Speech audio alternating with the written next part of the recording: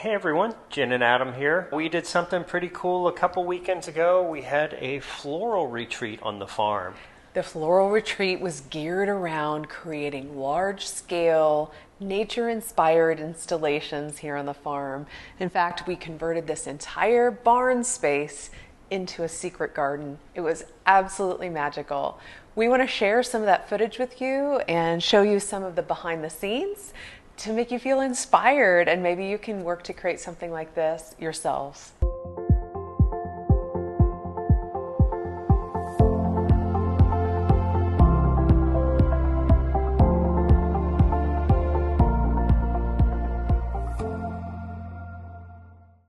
For this retreat, I was just the mere assistant.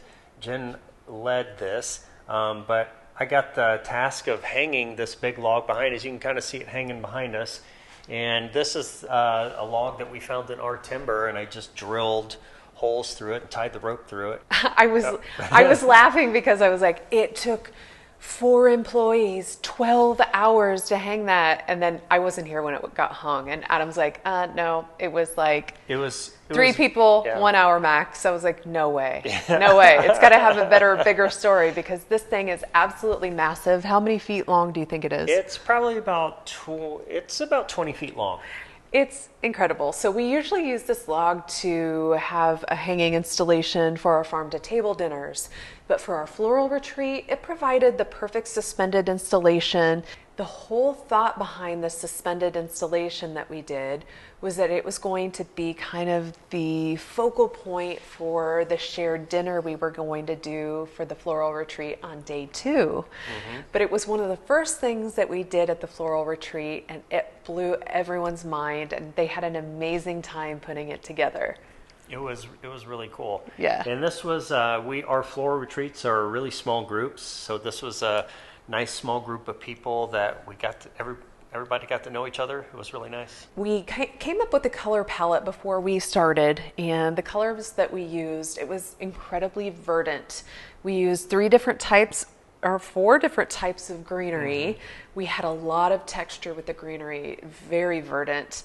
And then we had white and red, which I was like, oh, that's going to look a little bit like Alice in Wonderland if we're not too careful, especially, and it might even look a little Christmassy.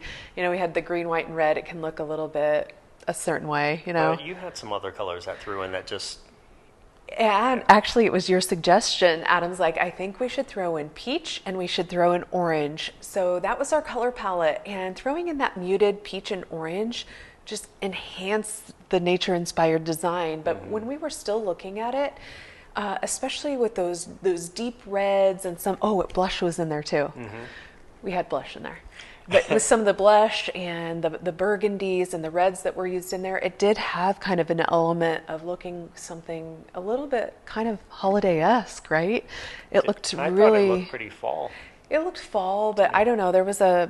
It harkened back to me to the holidays. Maybe it was just all the green that we used, but it was absolutely gorgeous. But the first thing that we did with the hanging installation on the log, we broke people up into teams of 3. 3 people took one side, 3 people took the other, and the first thing that we did was put the greenery in and come up with the shape of our design. Once we kind of knew the shape and we greened everything up, that's when we came in and started popping in the flowers, and you can see how absolutely incredible it looked. We had a hard time with the group that we had in here not taking pictures for like an hour long because it was absolutely incredible. People were taking photos and videos. It was fun. So after we finished doing the installation, we took a minute, we stopped, we cleaned up, and we took a lot of opportunity to relax and enjoy the experience and take lots of photos and videos. While we were busy doing cleanup on our suspended installation, Adam was busy prepping us for an incredible doorway backdrop arch. How big do you think that thing was? It's 10 feet tall to the top of the door, so that's 10 foot tall. You can kind of see the back of the door in this back area back there. Mm-hmm. It was framed out with 2 large installations on the side that kind of leaned in a little bit. It was insane. It was so huge. And again, we kind of We remixed the groups up. We broke into teams of 3, and 3 people focused on each side.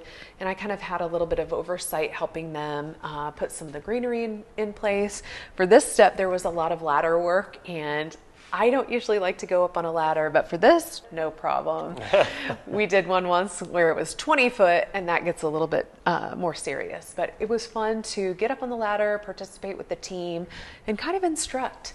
Again, we were focused on trying to make it look natural, like it would grow in nature, and just have a more wild, kind of organic look to how we did our design for this piece. Very garden inspired. Yeah, for sure. And you can see that from some of the video footage we have. It absolutely looks incredible. Very lush, very rich looking. It is so beautiful.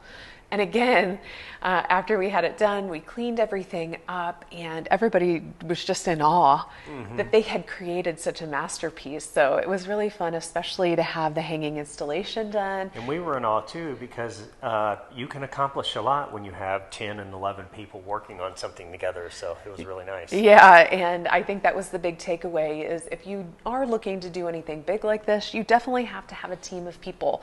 This is not something you would go and try to pull off with just 2 people alone. You'd need a whole massive team of people to be able to achieve this. And I think that was the big takeaway. The ladies who were here at the retreat, they were like, oh yeah, many hands make light work. Yeah. Very, very true. Our doorway arch was put together with about 6 or 7 people and took about, how long do you say? About 4 hours to get it done. Yeah, so that's how many people, that's how much time. So kind of keep that in mind if you're trying to achieve this in your own space or for a wedding or another event. Day 2 opened up, and we started it out with kind of getting together in the morning, gathering questions, having a cup of tea or coffee. We kind of eased into it. But the first thing we started off with was doing floral centerpieces. Everyone made centerpieces, and then we set them in place along the side of the table, or on the middle of the table, and it literally looked like a wave floating down the middle of the table. We placed candles in there, and then we also still kept our cascading centerpieces off the side, which you can see in some of the footage. After that was done, we took a little bit of a break, and we shifted gears a little bit, and we finished up by doing the installation on the side of our little stall. We kind of put that together relatively quickly. We broke off into groups of 3. 3 people worked on that, and then 3 people worked on getting our little windows framed out with greenery and flowers. The windows in the barn, people decked them out and made them look absolutely incredible. It really enhanced the space and made it look like a garden. It's the little touches that matter. Yeah. I definitely agree with that. It looked really beautiful. They did an amazing job, and Adam again was there to put a couple little bolts. Screws. Adam put some screws in place to help them out a little bit.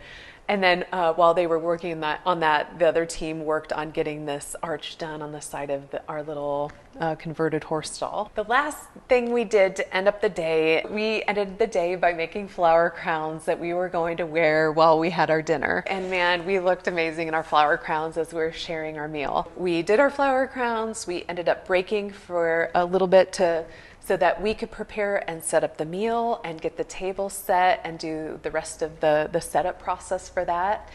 Everybody broke off, went and changed into beautiful outfits, came back, and we met up with a professional photographer who took some pictures and shared the night with us. That was the best part. The best part was when everything was built and we were sitting down to dinner, the mac and cheese was on point. I'm not going to lie. I saw the mac and cheese come in and I was like, wait, this is supposed to be a fancy dinner. And then I tried some of it and I was like, oh, I changed my mind. It's amazing. But it was a wonderful dinner. We had an opportunity to share the fruits of our labor, to chat, to visit as friends. And oh my gosh, it was so special. I had so much gratitude for all of these people coming and spending 2 days with us to learn and to take time away. Some of them had their own flower farms and gardens that they were tending to. So it was a huge commitment to come here for 2 days. I was beside myself that they chose to come and spend it with us. Now that we have our floral retreat completed, everyone's been emailing us and emailing and Instagram messages asking us when we're going to do our next floral retreat. We're already in the works to plan one for next year, 2022. We like to do them in September because September is our favorite month. The dahlias are blooming. oh my gosh, everything's in bloom, and there is no shortage of flowers and filler and all the things that we need to do for these workshops. That's why we choose September. So if you're interested in attending our floral workshop, be on the lookout. We will post something, the end of November? Yeah, when do we do that? Yeah. I think coming soon. So next year's date will be released sometime in the future. Yeah, maybe around the holidays. No, we want to post our classes by the end of November, so be on the lookout and get signed up as soon as possible because more than likely we're going to be selling out our floral retreats for next year. Yeah. If y'all enjoyed our floral retreat, please hit that like button and don't forget to subscribe, and we'll see you next time. As always, thanks for joining and happy flowering.